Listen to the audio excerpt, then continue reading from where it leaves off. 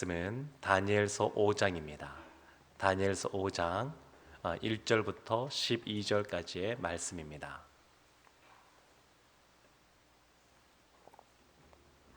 다니엘서 5장 1절부터 12절까지의 말씀입니다.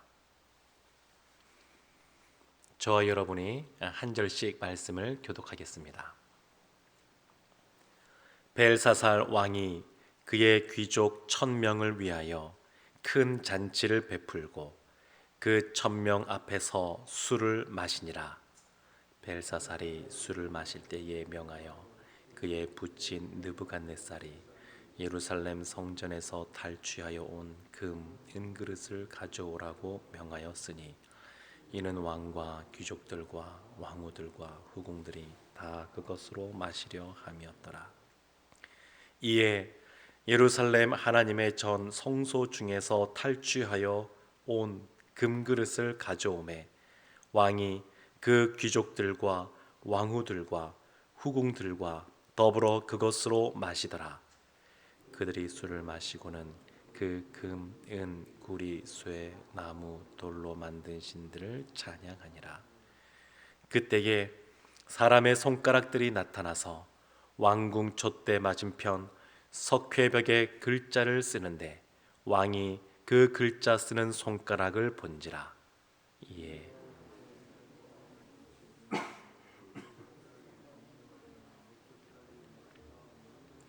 그의 무릎이 서로 부딪힌지라. 왕이 크게 소리질러 술객과 갈대아 술사와 점쟁이를 불러오게 하고 바벨론의 지혜자들에게 말하되 누구를 막론하고 이 글자를 읽고 그 해석을 내게 보이면 자주색 옷을 입히고 금사슬을 그의 목에 걸어 주리니 그를 나라의 셋째 통치자로 삼으리라 하니라. 그때에 왕의 지혜자가 다 들어왔으나 능히 그 글자를 읽지 못하며 그 해석을 왕께 알려주지 못하는지라. 그러므로 벨사살 왕이 크게 번민하여 그의 얼굴빛이 변하였고 귀족들도 다 놀라니라. 왕비가 왕과 그 귀족들의 말로 말미암아 잔치하는 궁에 들어왔더니 이에 말하여 이르되 왕이여 만수무강하옵소서. 왕의 생각을 번민하게 하지 말며 얼굴빛을 변할 것도 아니니이다. 왕의 나라에 거룩한 신들의 영이 있는 사람이 있으니 곧 왕의 부친 때에 있던 자로서 명철과 총명과 지혜가 신들의 지혜와 같은 자니이다. 왕의 부친 느부갓네살 왕이 그를 세워 박수와 술객과 갈대아 술사와 점쟁이의 어른을 삼으셨으니 왕이 벨드사살이라 이름하는 이 다니엘은 마음이 민첩하고 지식과 총명이 있어 능히 꿈을 해석하며 은밀한 말을 밝히며 의문을 풀 수 있었나이다. 이제 다니엘을 부르소서. 그리하시면 아멘. 한 해가 시작될 때 그 해에는 어떠한 트렌드가 유행할 것이다. 이런 예측들이 많이 나옵니다. 올해도 많은 예측들이 있었는데 우리가 알다시피 이 코로나19 바이러스로 말미암아 예측했던 것들이 다 어긋났습니다. 예상한 대로 무엇인가 이루어지지 않고 전혀 새로운 그러한 상황을 맞닥뜨리게 되었습니다. 개인적으로도 보게 되면 우리 한 분 한 분 우리 자신을 느껴보게 되면 또 예상치 못한 그런 일들을 경험한 분이 계실지도 모르겠습니다. 그러니까 어젯밤에는 오늘 뉴스에 보니까 그 마라도나 아르헨티나의 축구 선수 마라도나가 또 이렇게 별세를 하였다.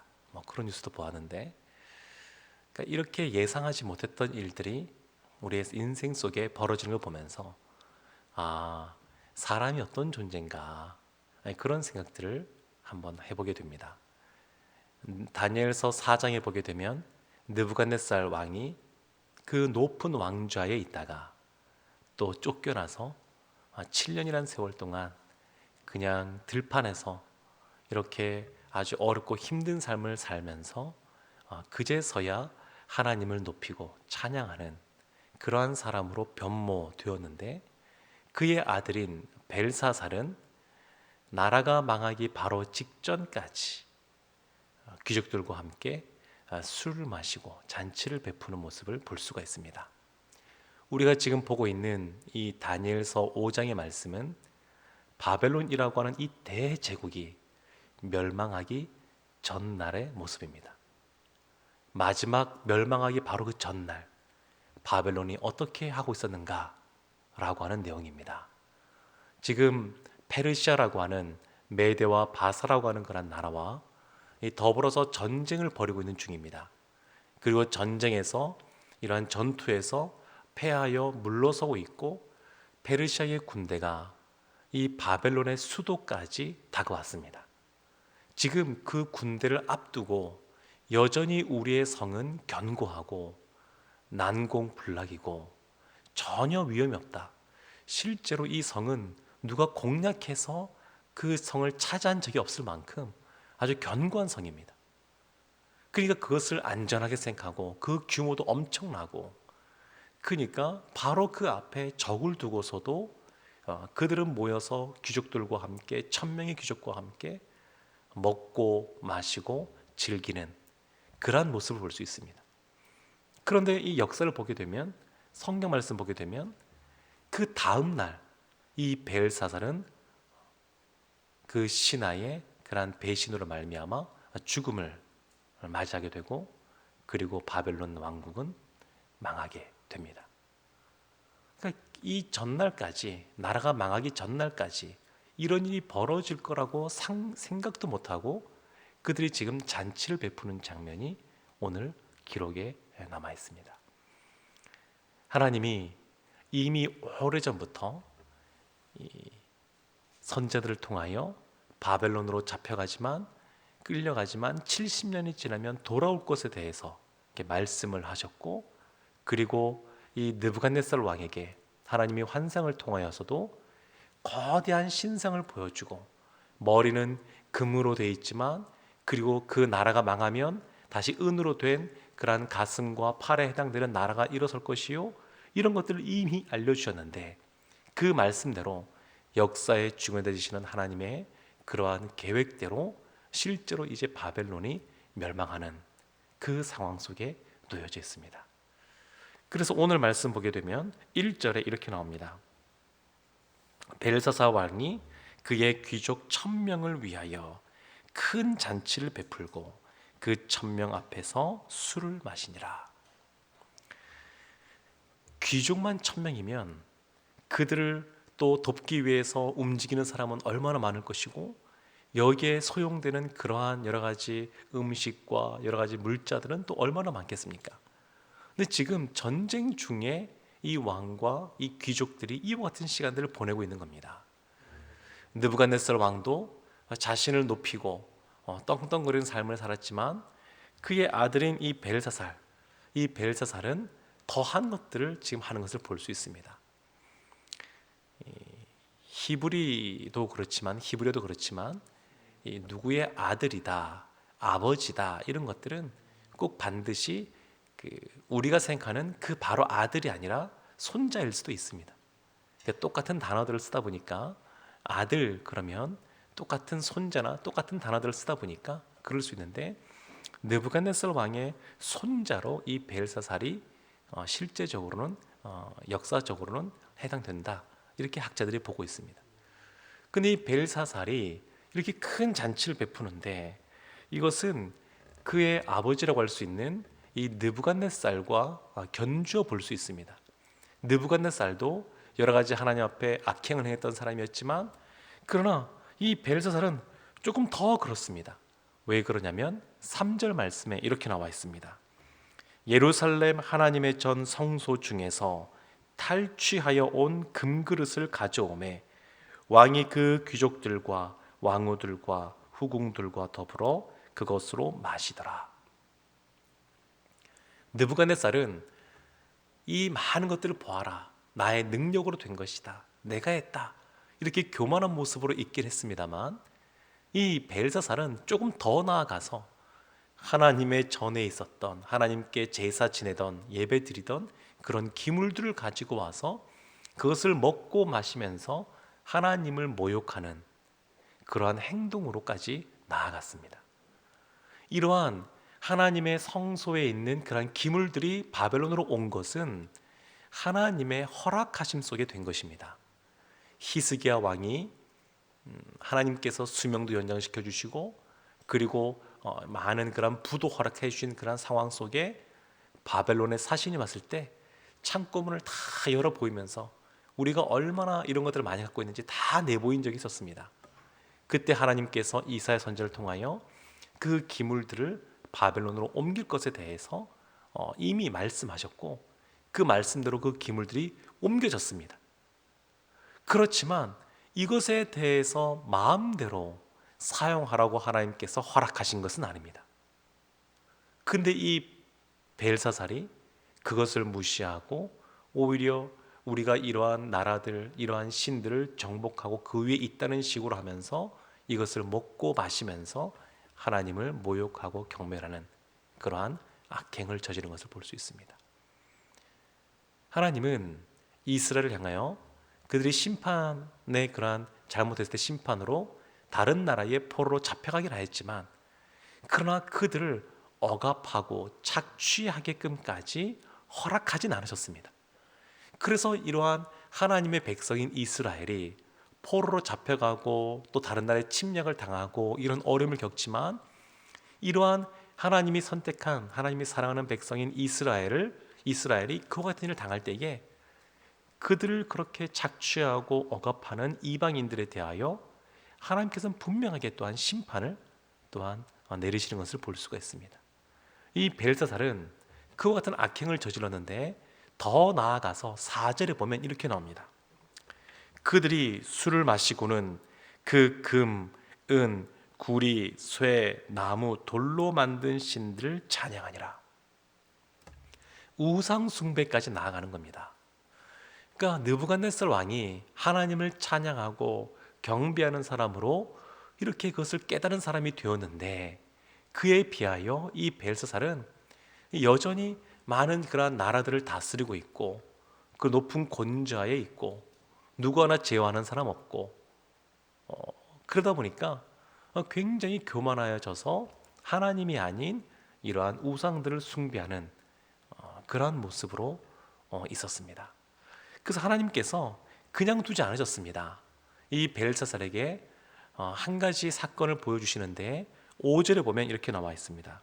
그때에 사람들이 우상을 숭배하는 그때죠. 사람의 손가락들이 나타나서 왕궁 촛대 맞은편 석회벽에 글자를 쓰는데, 글자를 쓰는 겁니다. 갑자기 손이 딱 나타나서, 손가락이 나타나서 석회벽에 글자를 쓰는 겁니다. 메네 메네 데겔 우 바르신. 그런데 이 단어는 그렇게 어려운 것이 아닙니다. 아람어로 쓰여져 있었기 때문에 이들이 쓰는 언어가 아람어거든요. 그러니까 글자를 못 읽는 것이 아닙니다. 어려운 것이 아닙니다. 읽을 수 있습니다. 메네 메네 데겔 우 바르신 다 읽을 수가 있습니다. 그 뜻도 알고 있습니다. 달아보고 세어보고 나누라, 그 단어거든요. 우리가 한글로 벽에 글이 써졌다 그러면 다 읽을 수 있는 것처럼 이들도 다 읽을 수 있는 그러한 글자입니다. 그런데 갑자기 허공에 손가락이 등장하고 글씨가 써져 있으니까 굉장히 두려운 마음이 생겼습니다. 그래서 왕이 그 손가락을 본 이후에 6절에 이렇게 기록하고 있습니다. 이에 왕의 즐기던 얼굴빛이 변하고 그 생각이 번민하여 넓적 다리 바디가 녹는 듯하고 그의 무릎이 서로 부딪힌지라. 왕이 조금 전까지 그냥 즐기면서 기쁘게 이렇게 얼굴빛을 하고 있었는데, 그 얼굴빛이 변하여서 번민하게 되고 넓적 다리 마디가 녹아내리는 듯한, 힘이 그냥 쭉 빠지는 거겠죠. 그런 모습이 되고 그의 무릎이 서로 부딪히는, 너무 두려우니까 그냥 무릎이 바들바들 떨리는 겁니다. 몸이 바들바들 떨리는 겁니다. 대제국의 황제이고 왕이고 이것을 감당하는 사람인데, 그런데 갑자기 이렇게 아주 연약한 인간의 모습을 보여주고 있습니다. 그래서 사람은 그 사람이 어떠한 위치에 있든 어떠한 모습으로 있든 사실은 다 비슷한 것 같습니다. 존귀하신 하나님, 그 높으신 그 하나님 앞에 서게 되면 다 이렇게 떨 수밖에 없는 것 같습니다. 지금 이 벨사살이 아주 그렇게 아주 두려움에 사로잡힌 모습을 볼 수 있습니다. 그래서 지혜자들을 불러오라고. 근데 그들이 다 모였지만 해석을 못합니다. 읽지 못하는 것이 아닙니다. 다 읽고 있는데, 글씨가 어려운 거 아니니까 다 읽고 있는데 해석을 못 해내는 겁니다. 그런데 해석조차도 이제 이어지는 본문을 보게 되면 다니엘 해석을 하긴 합니다만 어려운 내용이 아닙니다. 그들이 늘 깨어 있다 그러면 이 말 뜻을 이해할 수 있습니다. 달아보고 세어보고 이 말이 무슨 말인지 이해 못할 바가 아닙니다. 그런데 그 지혜자들이 누구 한 사람 이야기하지 못할 때에 왕비가 다니엘을 추천합니다. 아마 이 왕비는 다니엘이 느부갓네살 왕의 그러한 환상과 꿈을 해석해주고 해몽해줄 때 그때 그것을 잘 알고 있는 그냥 대비 마마 같은 사람이 아닌가 싶습니다. 그래서 그 다니엘이 불려오는 장면이 오늘 본문의 그러한 내용입니다. 그런데 이러한 왕의 그 대비 마마라고 할 수 있는 이 왕비도 다니엘을 소개할 때에 이렇게 소개합니다. 12절에 보면 이 다니엘은 마음이 민첩하고 지식과 총명이 있어 능히 꿈을 해석하며, 이렇게 나옵니다. 다니엘 어떤 사람이냐? 지혜가 있고 지식도 명철하고 꿈을 해석할 수 있는 사람이다. 근데 다니엘서를 쭉 앞부분부터 보게 되면 다니엘의 평생에 다니엘 그러면 한마디로 평가받는 것이 뭐냐면 지혜로운 사람, 명철 있는 사람, 이런 사람으로 평가받거든요. 그런데 그것을 언제 봤냐면 10대 후반에 뜻을 정하여 왕의 진미와 포도주를 먹지 않기로 결심한 이후에 하나님이 다니엘에게 주신 그러한 축복이 지혜와 명철이었습니다. 어린 나이, 젊은 나이지만 그때 하나님께 이러한 지혜와 명철을 받았고 일평생 나이가 90이 넘을 때까지 다니엘은 이와 같은 사람이 되었습니다.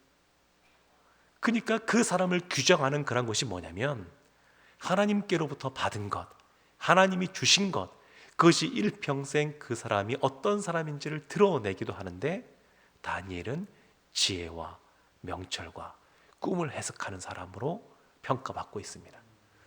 사랑하는 성도 여러분, 그리고 이날 밤에 벨사살은 죽임을 당하게 되고 나라는 망하게 됩니다.